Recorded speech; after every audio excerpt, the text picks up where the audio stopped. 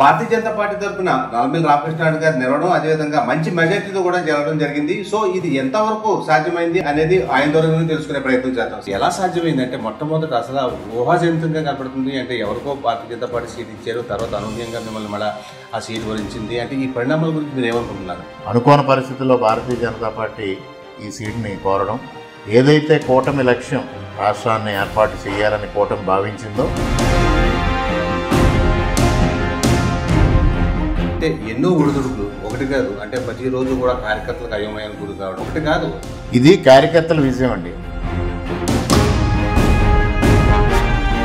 Rajahmundry constituency నుంచి MP అభ్యర్థిగా నెగ్గారు. వాళ్ళ విజయం వెనుక అనపతి కాన్స్టిట్యున్సీ చాలా కీలకమైన పాత్ర వహించింది. దీని కారణం ఏంటంటారు? గుర్తు మీద పోటీ చేయడం మీకు ఏ విధంగా అనిపించింది? కమలం గుర్తుపైన పోటీ చేయడం అనేది కొంత బాధాకరమైన విషయం. అటు జాతీయ పార్టీ అభ్యర్థిగా ఉన్నాను, అదేవిధంగా ఇక్కడ రాష్ట్ర స్థాయిలో కూడా నాకు మంచి సత్సంబంధం ఉంది కాబట్టి అనపతి కాన్స్టిట్యున్సీ అభివృద్ధికి కృషి చేస్తానన్నారు. సో దీని మీద ఎంతవరకు మీరు స్టాండ్ అయి ఉన్నారు? కేంద్ర ప్రభుత్వ సహకారంతో అభివృద్ధి చేస్తానని నేను నామినేషన్ వేసిన రోజు చెప్పాను.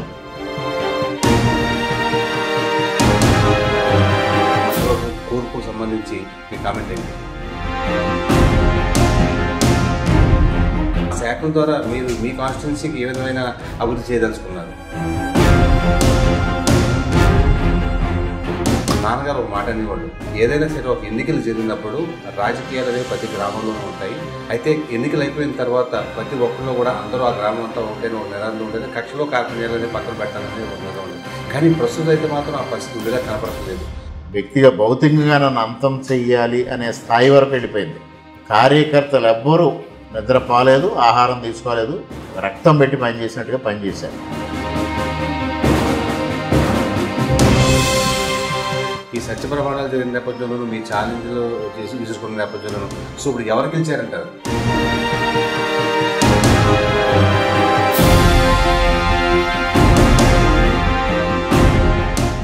Welcome to D5 news. ఈరోజు మనతో పాటు ఉన్నారు నల్లమిల్లి రామకృష్ణారెడ్డి గారు, Bharatiya Janata party MLA, Anaparthi constituency. So మొట్టమొదటి నుంచి కూడా అనపతి నియోజకవర్గం అనేది ఒక సంచలనాత్మకంగా ఉంది. ఇంచేతంటే తొలుత రామకృష్ణారెడ్డి గారికి తెలుగుదేశం పార్టీ తరఫున సీటు రాకపోవడం, ఆ తర్వాత దీన్ని భారతీయ జనతా పార్టీ కేటాయించడం, ఇలా రకరకాల పరిణామాలు చూసుకున్నాయి. ఏదైతేనే మొత్తం చిట్ట చివరకు భారతీయ జనతా పార్టీ తరఫున నల్లమిల్లి రామకృష్ణారెడ్డి గారు నిలవడం, అదేవిధంగా మంచి మెజార్టీతో కూడా జరగడం జరిగింది. సో ఇది ఎంతవరకు సాధ్యమైంది, అసలు దీని వెనకాల ఉన్న విషయం ఏంటి అనేది ఆయన ద్వారా తెలుసుకునే ప్రయత్నం చేద్దాం. సార్ చెప్పండి, మొట్టమొదట ఎమ్మెల్యేగా ఎన్నికైనందుకు భారతీయ జనతా పార్టీ తరఫున congratulation sir. Thank you very much sir. Thank you very much sir. అసలు ఎలా సాధ్యమైంది అంటే మొట్టమొదట అసలు ఊహాజనితంగా కనపడుతుంది. అంటే ఎవరికో భారతీయ జనతా పార్టీ సీట్ ఇచ్చారు, తర్వాత అనూహ్యంగా మిమ్మల్ని మళ్ళీ ఆ సీట్ వరించింది. అంటే ఈ పరిణామాల గురించి మీరు ఏమనుకుంటున్నారు?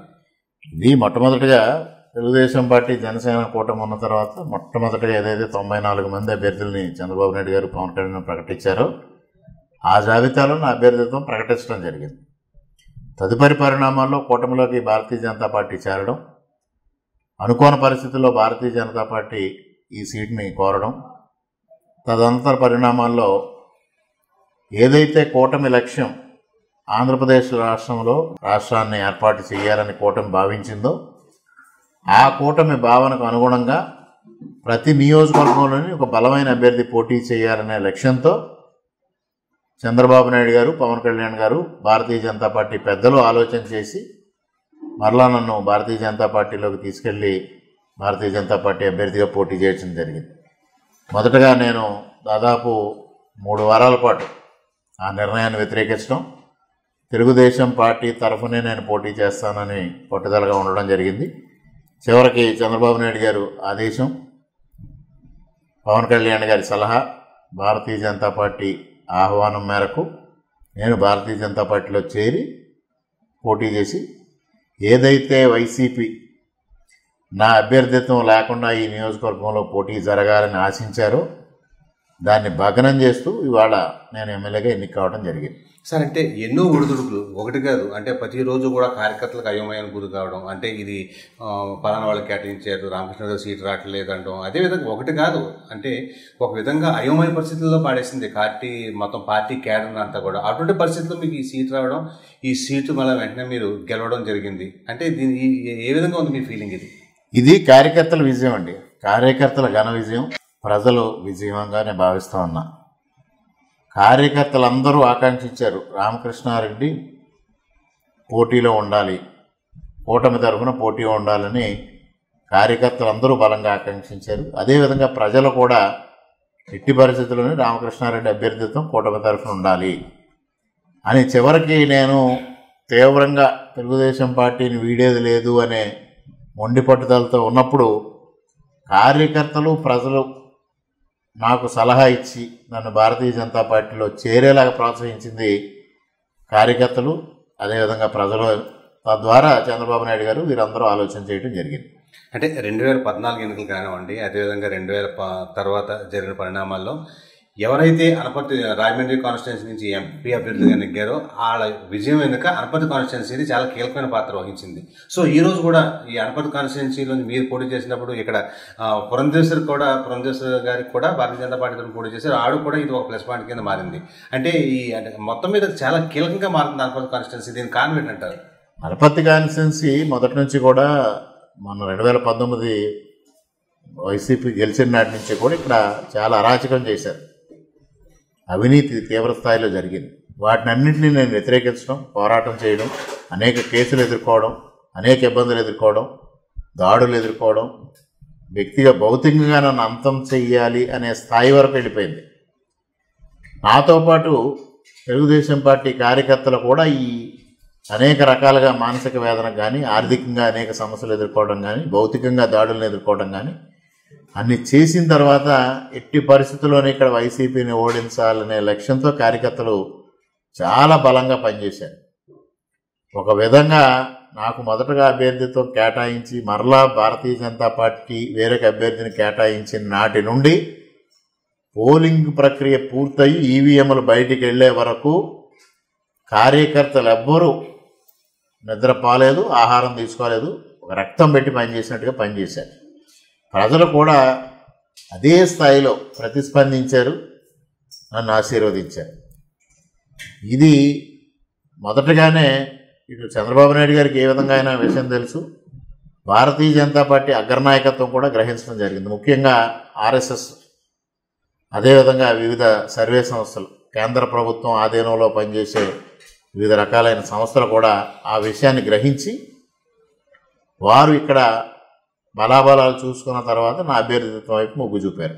అంటే ఎప్పుడు కూడా ప్రధానంగా అనపర్తి కాన్స్టిట్యున్సీ అనేది గతంలో అంటే సంపర్ కాన్స్టిట్యున్సీలో ఉన్నప్పుడైనా సరే, ఇది మా పెద్దపూడి కాన్స్టిట్యున్సీ, మిగతా అన్నీ ఉన్నా కూడా ఎప్పుడు కూడా అసలు కమలం గుర్తు అనేది ఎప్పుడు కూడా ఈ కాన్స్టిట్యున్సీలో అనపర్తి కాన్స్టిట్యున్సీలో లేదు.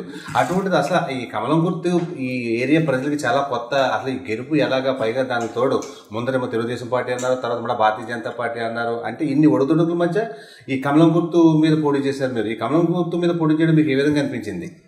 కమలం గుర్తుపైన పోటీ చేయడం అనేది కొంత బాధాకరమైన విషయం. ఎందుకంటే 42 సంవత్సరాలుగా మా కుటుంబం తెలుగుదేశం పార్టీతో అనుబంధం పెంచుకుంది. అందువల్లనే నేను కానీ మా కుటుంబ సభ్యులు కానీ తెలుగుదేశం పార్టీని వీడేది లేదని మేము ఉండడం జరిగింది. కానీ అనూహ్యమైన పరిస్థితుల్లో, చంద్రబాబు నాయుడు గారి ఆదేశాలు కాదనలేని పరిస్థితుల్లో నేను కమలం వైపు వెళ్ళిన కార్యకర్తలందరూ ఆ గుర్తుని బలంగా ప్రజల్లోకి తీసుకెళ్లారు. ప్రజలు కూడా ఆమోదించారు. ఎందుకంటే ప్రజలు సాధారణంగా మనం గ్రామ పంచాయతీ ఎన్నికలు చూసినా ఇండిపెండెంట్గా అనేక గుర్తులు వస్తూ ఉంటాయి. కానీ ఈ ఎన్నికల్లో ప్రధానమైన అంశం ఏంటంటే ఎట్టి పరిస్థితులను ఇక్కడ వైసీపీని ఓడించాలి, రామకృష్ణారెడ్డిని గెలిపించాలి అనే లక్ష్యంతో ప్రజలు ఉన్నారు. అందువలన ఇది సాధ్యమైంది. లేని పరిస్థితుల్లో ఈ మార్పు జరిగిన తర్వాత విజయం అనేది అసాధ్యం. సార్, అంటే జనరల్గా మీరు ఎన్నికలకు ముందు చాలామంది మీడియాతో చెప్పారు, నేను గెలిస్తే తప్పనిసరిగా కూడా ఇంతవరకు అభివృద్ధి కుంటుపడింది, డెఫినెట్గా నేను నెగ్గినట్టయితే మాత్రం అటు జాతీయ పార్టీ అభ్యర్థిగా ఉన్నాను, అదేవిధంగా ఇక్కడ రాష్ట్ర స్థాయిలో కూడా నాకు మంచి సత్సంబంధం ఉన్నాయి కాబట్టి అనపర్తి కాన్స్టిట్యున్సీ అభివృద్ధికి కృషి చేస్తానన్నారు. సో దీని మీద ఎంతవరకు మీరు స్టాండ్ అయి ఉన్నారు?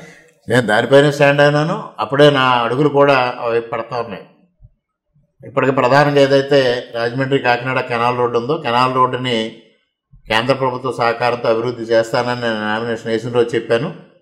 ఇప్పటికే నేను ఆర్ఎన్బి అధికారులతో సమీక్ష నిర్వహించడం, ఎన్హెచ్ అధికారులతో మన విజయవాడలో మాట్లాడడం, పురంధరేశ్వరి గారితో అదేవిధంగా ఆర్ఎస్ఎస్ వాళ్ళతో కూడా దాని విషయాన్ని మాట్లాడడం, తొందరలోనే ఒక డీటెయిల్డ్ రిపోర్ట్ ఒకటి తయారు చేసి కేంద్ర ప్రభుత్వానికి సబ్మిట్ చేస్తాం. అది పర్మనెంట్ సొల్యూషన్. ఆ పర్మనెంట్ సొల్యూషన్ వచ్చేలోపు ముఖ్యంగా ఎవరైతే ట్రాఫిక్ 2 వీలర్స్ కానీ 4 వీలర్స్ కానీ ఇతరులకు కానీ ఇబ్బంది లేని పరిస్థితిలో ముందు ఆ రోడ్డుని ఏదో ఒక విధంగా ప్యాచ్ వర్క్ చేసో లేకపోతే కొన్ని లేయర్స్ వేసో ముందు దానికి ట్రాఫిక్ ఇబ్బంది లేకుండా చేసే విధంగా ముందుకెళ్తాను. ఈరోజు ఉదయం కూడా ఆర్ఎన్బి అధికారులు వచ్చి దానికి సంబంధించిన వివరాలు ఇచ్చారు.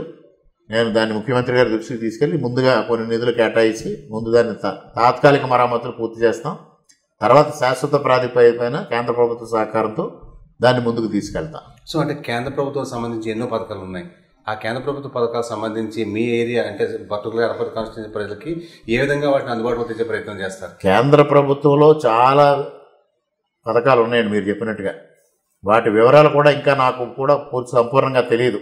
మొన్నట నేను ఢిల్లీ వెళ్ళినప్పుడు కొంతమంది ఇతర రాష్ట్రాలకు సంబంధించి బీజేపీ నాయకులు కూడా నాకు కలవడం జరిగింది. ఆ డిస్కషన్ సందర్భంలో అనేక విషయాలు వెలుగులోకి వచ్చాయి. అవన్నింటినీ కూలంకషంగా చర్చిస్తా, అధికారులతో మాట్లాడతా, తప్పనిసరిగా కేంద్ర ప్రభుత్వ సహకారం పెద్ద ఎత్తున తీసుకొచ్చి రాష్ట్ర ప్రభుత్వం నిధులను తీసుకొచ్చి దానికి కేంద్ర ప్రభుత్వం నిధులు జోడించి అనపర్తి నియోజకవర్గాన్ని పెద్ద ఎత్తున అభివృద్ధి చేస్తాం. ముఖ్యంగా అనపర్తి రైల్వే స్టేషన్కి ఏదైతే ట్రైన్ జన్మభూమి కానీ మరొక 2 ట్రైన్స్ కానీ హాల్టులు కావాలని ఈ ప్రాంత ఫైనాన్స్ వ్యాపారులు కోరుతా ఉన్నారు. దాన్ని కూడా త్వరలో సాధిస్తా. గతంతో పోల్చి చూసుకుంటే అంటే తెలుగుదేశం పార్టీలో కూడా మీకు మంచి సత్సంబంధాలు ఉన్నాయి. అదేవిధంగా కూడా భారతీయ జనతా పార్టీతో కూడా మంచి సత్సంబంధాలు ఉన్నాయి. ఏర్పడిన మంత్రివర్గం కూర్పుకు సంబంధించి మీ కామెంట్ ఏంటి? మంత్రివర్గ కూర్పు అనేది సామాజిక సమీకరణాలు, ప్రాంతాల సమీకరణాలు అనేక రకాలుగా ఉంటాయి. ముఖ్యమంత్రి గారు అన్ని విధాలుగా ఆలోచించి, కూటమి పెద్దలందరూ ఆలోచించి అన్ని ప్రాంతాలకి సమతూకంలో ఉండేలాగా, అన్ని సామాజిక సమీకరణాలని సమతూకంలో ఉండేలాగా ఏర్పాటు చేస్తారు. అందరికీ అవకాశాలు ఇవ్వాలి, తద్వారా యువతను కూడా ప్రోత్సహించాలనే ఉద్దేశంతో ఇవాళ మంత్రివర్గాన్ని ఏర్పాటు చేయడం జరిగింది. సో ఇందులో చాలా మందితో మీకు మంచి సత్సంబంధాలు ఉన్నాయి. వాళ్ళందరూ ఉపయోగించుకుని ఒక విధంగా అంటే ఒక పర్యాటక రంగం అనివ్వండి, అదేవిధంగా మిగతా శాఖలు అనివ్వండి, అంటే ఆ శాఖల ద్వారా మీరు మీ కాన్స్టిట్యున్సీకి ఏ విధమైన అభివృద్ధి చేయదలుచుకున్నారు? ముఖ్యంగా ఈ 5 సంవత్సరాలుగా రోడ్ల పరిస్థితి అధ్వానంగా తయారైంది. రోడ్లను మెరుగుపరచాలి. అదేవిధంగా ఉదయమే నేను ఆర్డబ్ల్యూఎస్ కానీ పంచాయతీరాజ్ ఇంజనీరింగ్ విభాగం అధికారులతో కానీ సమీక్ష నిర్వహించడం జరిగింది. ఈ ఆర్డబ్ల్యూఎస్కి ఏదైతే జలజీవన్ మిషన్ అది పూర్తిగా కేంద్ర ప్రభుత్వ నిధులు, దాన్ని ఇక్కడ దుర్వినియోగం చేశారు. ఒక విధంగా దాన్ని సక్రమమైన రీతిలో వినియోగించుకోలేదు. ఇవన్నింటినీ ఒక పద్ధతిలోకి తీసుకొచ్చి క్రమబద్ధీకరించి ఈ నిధులన్నీ సక్రమంగా ప్రజలకు అందే విధంగా నేను చేస్తాను. సార్ అంటే ప్రధానంగా ముఖ్యంగా అంటే మీరేమనుకోనంటే నాన్నగారు ఒక మాట అనేవాళ్ళు, ఇంచేతంటే ఏదైనా సరే ఒక ఎన్నికలు జరిగినప్పుడు రాజకీయాలు అనేవి ప్రతి గ్రామంలోనూ ఉంటాయి. అయితే ఎన్నికలు అయిపోయిన తర్వాత ప్రతి ఒక్కళ్ళు కూడా అందరూ ఆ గ్రామం అంతా ఒకటైన ఒక నినాదం ఉండేది, కక్షలో కార్పణ్యాలు అనేది పక్కన పెట్టాలనేది ఒక నినాదం ఉండేది. కానీ ప్రస్తుతం అయితే మాత్రం ఆ పరిస్థితి ఉండేలా కనపడతలేదు. సో దీనికి సంబంధించి అంటే మీ కామెంట్ ఏంటి జనరల్గా ఓవరాల్గా? జనరల్గా 2019 వరకు ఇక్కడే కాదు రాష్ట్రంలోనే ఆ విధమైన పరిస్థితులు కొనసాగాయి. ముఖ్యంగా అనపర్తి నియోజకవర్గంలో 2014కి ముందు నన్ను కానీ తెలుగుదేశం పార్టీ కార్యకర్తలు కానీ కొంతమంది ఇబ్బందులకు గురి చేసినా మేము 14 నుంచి 19 వరకు ఎవరిపైన కక్షలు కార్పణ్యాలు లేకుండా అందరినీ మాతో కలుపుకొని వెళ్ళి ముందుకు వెళ్ళాం. కానీ 2019 ఓడిపోయిన మే 23న కౌంటింగ్ అయిన రోజు మొదలుపెట్టి దారుణం ఈ నియోజకవర్గంలో. నా పైన 39 కేసులు, హత్యాయత్నం, క్షుద్ర పూజలు, నా ఇంటిపైన 4 సార్లు దాడులు, నా కారు పైన 3 సార్లు దాడులు, నన్ను 30 సార్లు గృహ నిర్బంధం చేశారు పోలీసులు, 18 సార్లు ప్రివెంటివ్ అరెస్టులు చేశారు. తెలుగుదేశం పార్టీ కార్యకర్తల పైన 185 కేసులు పెట్టారు. అందులో ముఖ్యంగా హత్యాయత్నం కేసులు కూడా ఉన్నాయి, 307లు. ఎన్ని రకాలుగా వేధించాలో మానసికంగా, శారీరకంగా, ఆర్థికంగా వేధించారు. ముఖ్యంగా గొల్లలమావిడాడు గ్రామం కానీ, కొమరపాలెం గ్రామం కానీ, కుతుకులూరు గ్రామం కానీ, ఇటువంటి గ్రామాల్లో ఎన్ని రకాలుగా ఇబ్బందులు పెట్టాలో పెట్టారు. అయినప్పటికీ తట్టుకుని, అన్ని విధాలుగా తట్టుకుని మనోనిబ్బరంతో నా వెన్నంటి నడిచారు. ఇవాళ ఎక్కడా కూడా తెలుగుదేశం పార్టీ కార్యకర్తలు కానీ, జనసేన కానీ, భారతీయ జనతా పార్టీ కానీ ఎక్కడ తిరుగుబాటు చేయటంలా సంయమనం పాటించాలి అని నేను వాళ్ళందరికీ చెప్పడం జరిగింది. కానీ ఎక్కడైనా జరుగుతాయేమో అనే ఒక ఆలోచనతో ఇవాళ ఓడిపోయిన అభ్యర్థి సూర్యనారాయణ రెడ్డి గారు తప్పుడు ఆరోపణలు చేయడం జరిగింది. ఇవాళ సాక్షాత్తు ఎస్పీ గారు స్టేట్మెంట్ ఇచ్చారు. పొలమూరులో జరిగింది రాజకీయ కక్షలు కాదు, వ్యక్తిగత కక్షల నేపథ్యంలో జరిగిన గొడవను రాజకీయంగా చిత్రిస్తున్నారని. అదేవిధంగా 2 రోజుల క్రితం కుతుకులూరు గ్రామాన్ని పెడపర్తికి సంబంధించిన ఒక సమస్య కూడా అది రాజకీయానికి సంబంధం లేదు, కానీ దాన్ని రాజకీయంగా చిత్రించి ఒక లబ్ధి పొందాలి, సానుభూతి పొందాలని సూర్యనారాయణ రెడ్డి గారు ప్రయత్నం చేస్తూ ఉన్నారు. 14 నుంచి 19 వరకు ఏ విధంగా జరిగింది, 19 నుంచి 24 వరకు ఏ విధంగా జరిగింది, బహిరంగ చర్చకి సూర్యనారాయణ రెడ్డి గారు వస్తే ఈ నియోజకవర్గంలో ఒక కర్రి అరుణ్ కుమారి, కామాక్షి, కోటిపల్లి కామాక్షి, పంపన ఆనందరావు ఏ విధంగా చనిపోయారు, ఆత్మహత్యలు చేసుకుని ఎందుకు చనిపోయారు, ఎవరి వల్ల చనిపోయారు, దానికి సూర్యనారాయణ రెడ్డి గారు సమాధానం చెప్పమనండి. ఇవాళ కొమరపాలెంలో దూరంపూడి వెంకటరెడ్డి కానీ 307 సెక్షన్ కింద అనేక కేసులు చేస్తూ రౌడీ షీట్లు పెట్టించుకునే ఇబ్బందులు పడతా ఉన్నారు. ఎవరి వల్ల ఇవన్నీ? ఇవాళ వచ్చిన జక్కంపూడి రాజా గారు కానీ వేణుగోపాలకృష్ణ గారు కానీ నాతో బహిరంగ చర్చకి సూర్యనారాయణ రెడ్డి గారు కూర్చుంటే నేను వాస్తవాలు వెలికి తీస్తా, సమాధానం చెప్పమని డిమాండ్ చేస్తా ఉన్నా. నా పద్ధతి అది కాదు. నేను ఎప్పుడు మా వాళ్ళకి ఎగ్జాంపుల్ చెప్తా ఉంటా. 1978లో ఎమర్జెన్సీ వల్ల ఇందిరాగాంధీ ఏ విధంగా నష్టపోయింది, అదే ఇందిరాగాంధీ గారు నష్టపోయిన తర్వాత జనతా గవర్నమెంట్ వచ్చి మరలా ఇందిరాగాంధీ గారిని అరెస్ట్ చేస్తే జనతా గవర్నమెంట్ ఏ విధంగా నష్టపోయింది అనేది మనకు ఎప్పటికీ చరిత్రలో నిలిచిపోయే ఉదాహరణ. చేత ప్రజలు ఎప్పుడూ ఈ విధమైన ప్రతీకారేచల్ని ఆహ్వానించరు. దాన్ని వైసీపీ కొనసాగించింది. ఎక్కడ కాదు, రాష్ట్రంలో ఎక్కడ చూసినా హింస ప్రజ్వరిల్లింది 5 సంవత్సరాల కాలంలో. తప్పనిసరిగా కార్యకర్తల్లో భావోద్వేగాలు ఉంటాయి. దాన్ని నాయకుడిగా నేను నియంత్రించాల్సిన బాధ్యత నా పైన ఉంది. సార్, ఫైనల్గా అవినీతి ఆరోపణలకు సంబంధించి గత ఎవరైతే ఉన్నారో ఎమ్మెల్యే సత్యసూనారాయణ గారు మీ మీద అనేక ఆరోపణలు జరిగింది. దీనికి సంబంధించి బెక్కోలు గిరిస్వామి దగ్గర కూడా అనేక సత్య ప్రమాణాల మీద కూడా జరిగింది. సో ఈ సత్య ప్రమాణాలు జరిగిన నేపథ్యంలోనూ మీ ఛాలెంజ్లు విసురుకున్న నేపథ్యంలోనూ సో ఇప్పుడు ఎవరు గెలిచారంటారు? ఎవరు గెలిచారనేది ప్రజలే చెప్పారు, మీ అందరికీ తెలుసు. ఆయన నా అభ్యర్థిత్వం డోలాయమానంలో పడిన రోజు కూడా ఆయన వెళ్ళి దొంగ ప్రమాణాలు చేయడం వల్లే రామకృష్ణారెడ్డికి అభ్యర్థిత్వం రాలేదు అన్నారు. ఇవాళ నేను విజేతగా నిలిచాను. అందువల్ల ఎవరు గెలిచారు అనేది సాక్షాత్తు చెప్తా ఉన్నారు. నేను ఈ రోజుకి ఆయన అవినీతి పైన ఆధారాలతో సైతంగా నిరూపిస్తానని చెప్తా ఉన్నా. ఆయన శాసనసభ్యుడిగా ఉండగా నా పైన 3 విజిలెన్స్ ఎంక్వైరీలు వేయించడం జరిగింది. 3 విజిలెన్స్ ఎంక్వైరీలు 5 సంవత్సరాలు పూర్తయినా ఏం బయట పెట్టారో, నివేదికలు ఏమొచ్చాయో ఎవరికే తెలియదు. పిఏసిఎస్ల పైన ఆయన 51 ఎంక్వైరీలు వేపించడం జరిగింది. ఆ 51 ఎంక్వైరీల్లో మా నిజాయితీ నిరూపణ అయింది.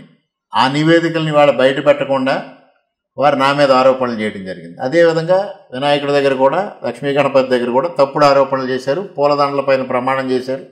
ఆ పువ్వు గుర్తు ఇవాళ నా చేతికి ఇచ్చి ఆయన నెత్తి మీద మొట్టిచ్చే పరిస్థితి లక్ష్మీ గణపతి తీసుకొచ్చాడు. సో అంటే మొత్తం మీద ఇది పరిస్థితి. అంటే మొత్తానికి ఏదైతే తాను కమలం మీద గుర్తు మీద నెగ్గానో అదేవిధంగా కేంద్ర రాష్ట్ర ప్రభుత్వం సహాయం కోరుతూ అనపర్తి కాన్స్టిట్యున్సీని అభివృద్ధి వైపు నడిపిస్తానని నల్లమిల్లి రామకృష్ణారెడ్డి గారు అంటున్నారు.